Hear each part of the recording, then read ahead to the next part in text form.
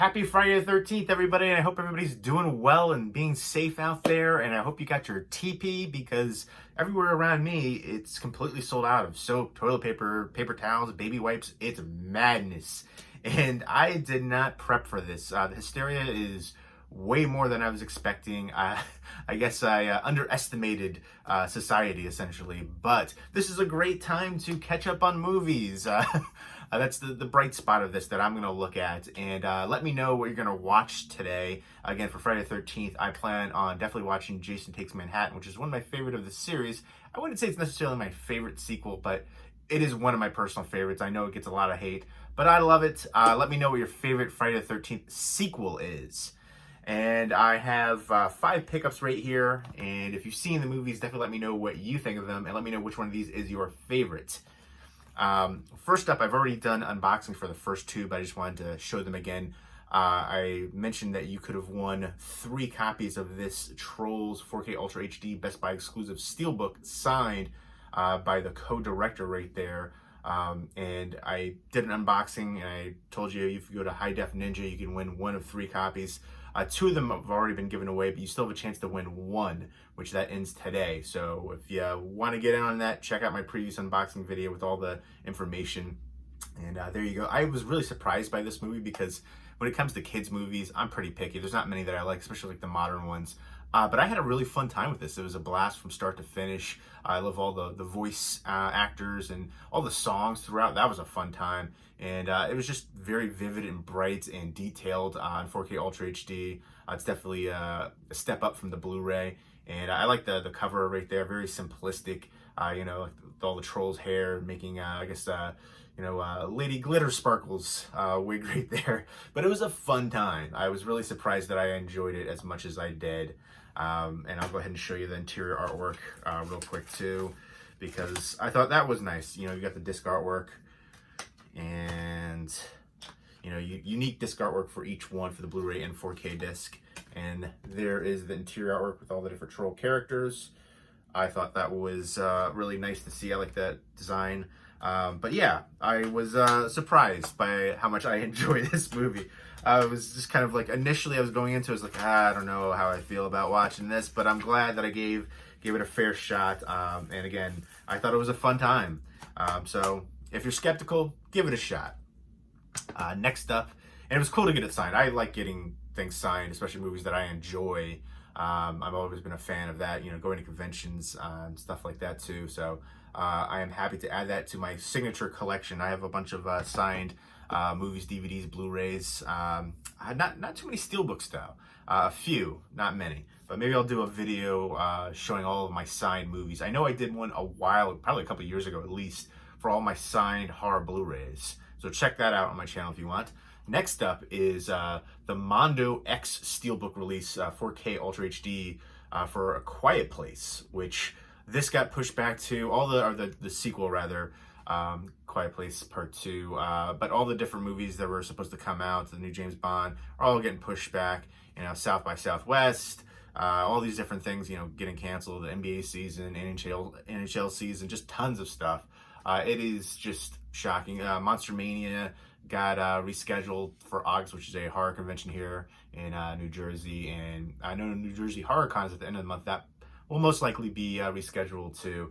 But yeah, just it's funny, I got a comment today about on my unboxing video of this one, because I kept mentioning the new one coming out, and basically, you know, that's getting pushed back, so womp womp. But this is another really nice Steelbook. Again, it's not anything new as far as the disc itself or the special features. It's all about the new packaging. But I love this movie, so I don't mind double dipping. Although I believe the first one was just the first Steelbook wasn't a Mondo one, but it was just Blu-ray as well. But I love the design for that too, which was a Mondo poster with the red lights signifying danger. They also showed in the movie towards the end when she's having the baby.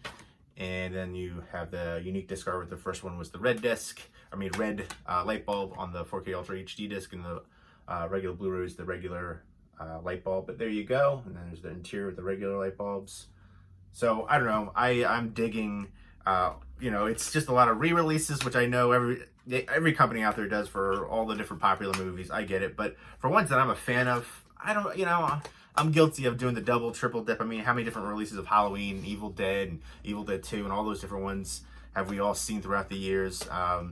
We still do it. I feel like horror fans, we drive the market, especially for physical media. Disney too, I feel like some kind of, kid stuff, but I was definitely a big fan of this. I was skeptical going in. There's so much hype around this movie. John Krasinski really blew me away. I feel like he's more than just Jim from The Office. I mean, he's done so many different action. You can do drama, obviously comedic, but I'd like to see him do more horror. And I did check out there was an interview with him, and he was saying he wasn't a big fan of like 80s slashers and stuff like that. To each their own. I'm not judging there, but I thought he did a fantastic job with this film. Very unique and something that really stood out, and I would like to see him do more horror. I was really impressed by this one, and sometimes it's hard to live up to the hype, and I think that one did. I think it even surpassed it, so for me at least. Next up is Knives Out. This is the 4K Ultra HD release from Lionsgate, and this one is Universal released the Trolls one, and then Paramount released The Quiet Place. So I love the Mondo Steelbooks, by the way. If you have Mondo Steelbooks, let me know which is your favorite. They always have some really cool designs. But this one was a fun ride as well, although the ending kind of bothered me. Love the cast here. And newcomer, well, somewhat newcomer. I've seen her before, but Ana de Armas, I know I saw her recently. Apparently, might possibly be dating Ben Affleck. I have a guilty pleasure. Don't judge me too hard on this. TMZ, if it's on and I'm home, I'll watch it, and it's usually like always on.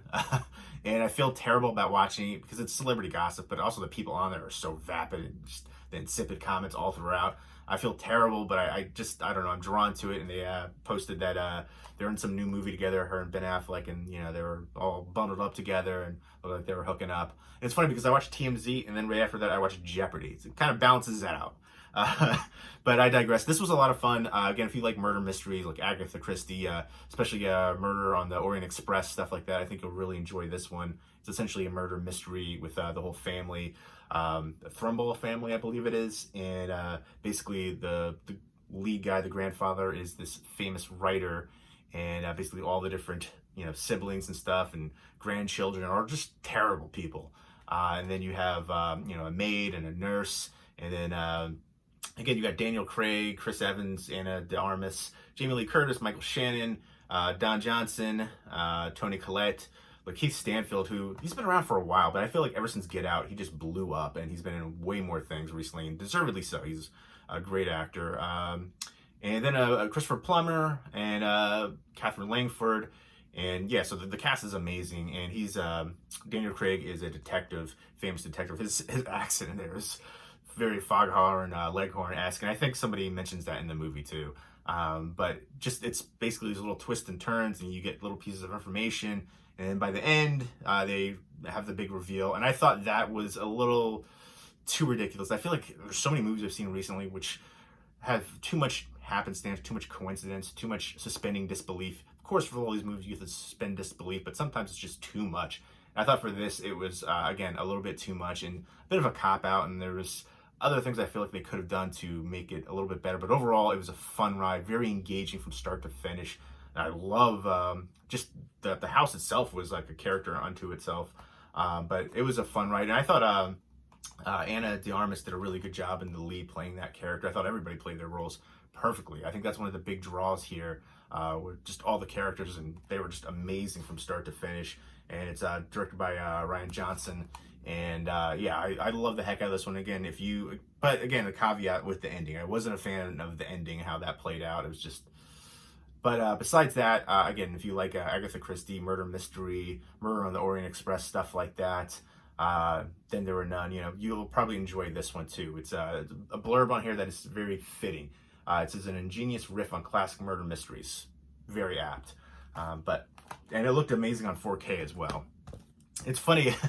To me, this was so funny. I was watching this and then went downstairs to get something to eat, and right where there was this huge climax scene, it stopped, it paused, and it's because I left my player on and I went downstairs. Sometimes if I leave my player on for too long, it will like stick for a second, and I have to take the disc out and put it back in, and it stuck right at that one moment where it was just like, it was the huge climax, and it was like hilarious that it was right there. I put it back in, and then it played fine.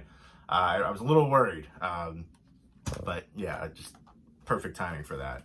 You guys don't care, but I'm telling you anyways. Next up is a Paramount release for the 10 Commandments Digibook. I'm going to do an unboxing for this, and it has the 1923 original one and then the 1956.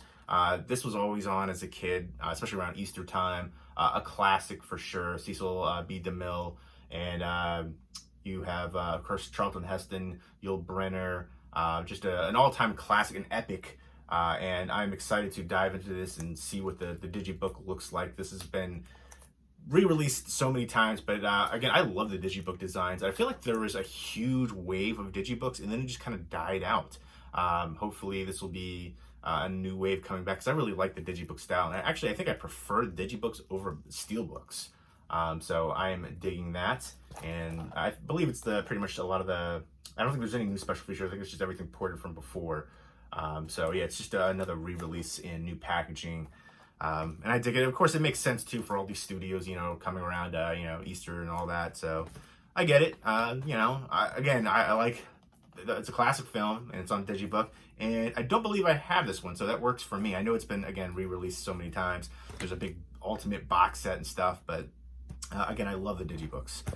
But next up is Girl on the Third Floor, and this is from Dark Sky Films, and this stars CM Punk. And it's funny because on the back, it's his name's Phil Brooks, and it says introducing Sarah Brooks. I don't know if there's any relation or not, or just, it's a common last name. I saw the trailer for it. The trailer looked pretty awesome. He looks like he's just going crazy. It looks like it's gonna be like a psychological horror. I guess him and his wife buy this new Victorian house, and he's supposed to be renovating it, and I don't know, it looks like there was like rot and all kinds of stuff, and he's, looking under the floorboards, and it looks like the house is like bleeding, and looks like there's gonna be kind of a crazy twist. There's like another woman involved too, from what I could tell from the trailer. So yeah, it's just all kinds of craziness. He isn't sure what's real, what's reality, and what's going on in his head, if he's going crazy. So there he is, CM Punk right there. I don't think he did too well in the UFC. He switched up to the MMA. Let me know, were you a fan of CM Punk? I remember reading some article, though, he had to put like a restraining order against his mother because she kept like begging him for money and saying that she would like commit suicide if, he didn't give her money, which is crazy. It's terrible to think about that for celebrities when they get money like that. All the different family members that come out of the woodworks and try to, friends or people you don't really even know, try to, just kind of ruin you, unfortunately. Especially when it's family like that, it's just terrible. But let me know if you're a fan of CM Punk wrestling. I really wasn't too into wrestling during that time. My time was like, the Attitude Era, WCW too. I love that way back in the day. But I don't know, there's a bunch of actually decent, obviously The Rock, and there's been some decent wrestling actors. To me, The Rock could do like no wrong.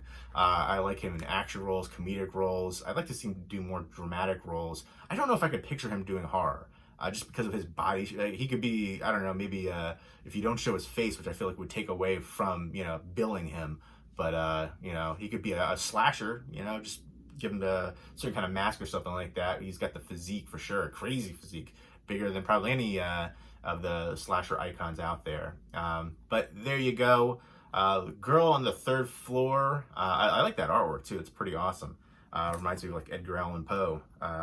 But those are the pickups. Let me know what you think of them. Let me know which was your favorites. And again, if you want to check out the giveaway, there's still one chance to win the Trolls 4K Ultra HD Blu-ray Best Buy exclusive Steelbook, signed up by the co-director there, Walt Dorn, I believe his name was.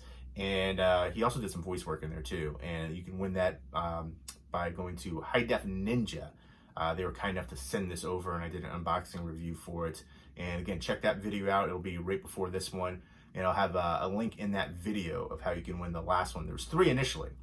So you might have missed out on the other 2, but if not, who knows? You might have won. So I think that's amazing. I think it's really cool that they do these giveaways in conjunction with Universal. It's a great opportunity for fans of the film. But there you go. Again, let me know if you've seen the films right here and what you think of them. Which one of these is your favorites?